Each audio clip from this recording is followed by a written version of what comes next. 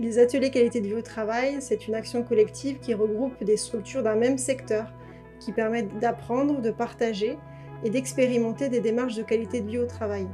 Pas à pas, étape par étape, elles mènent chaque étape de la démarche qualité de vie au travail, appuyée aussi par l'ARACT pour la mettre en œuvre de façon autonome dans leur structure. Moi, ça a été principalement le partage d'expériences avec d'autres structures, avec ces intercessions où on était quand même soutenu par l'ARACT. Ça nous a permis un recul. On est tout le temps le nez dans le guidon, on avance, ce qu'on fait, on estime, on pense que c'est bien ou autre.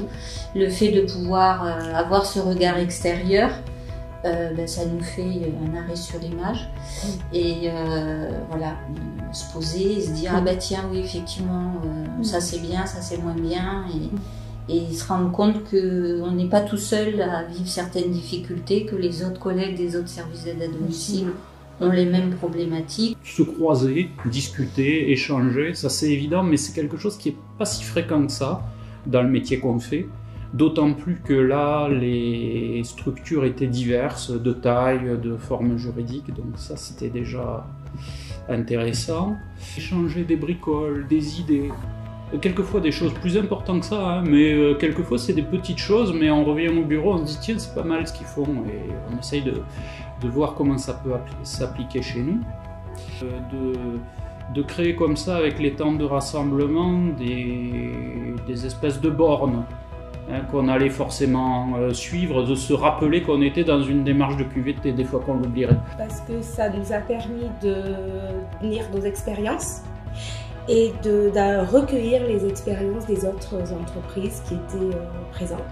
On s'est rendu compte également que dans les autres entreprises et structures, on avait tous les mêmes problèmes. Et justement, c'était l'occasion de se rencontrer, d'échanger et que chacun donne ses idées pour améliorer justement les problèmes que nous avons dans nos entreprises.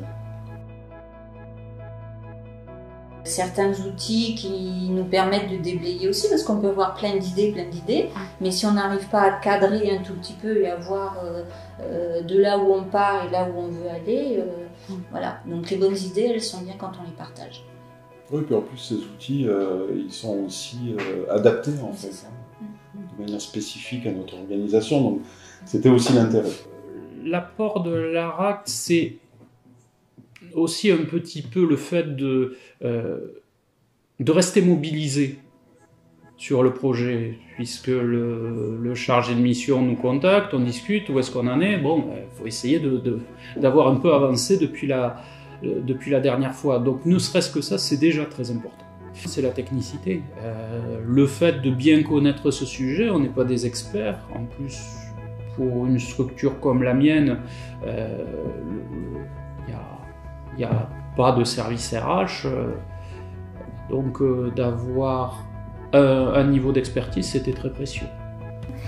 Recadrer tout ça, donc vous avez donné des outils énormes dessus.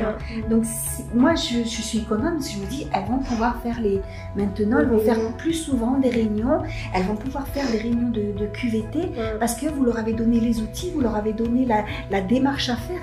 Donc ça c'est énorme quoi. Déjà ça, l'ARACT nous a amené un gros cadeau, on va dire quelque part, de pouvoir nous donner ces instruments-là.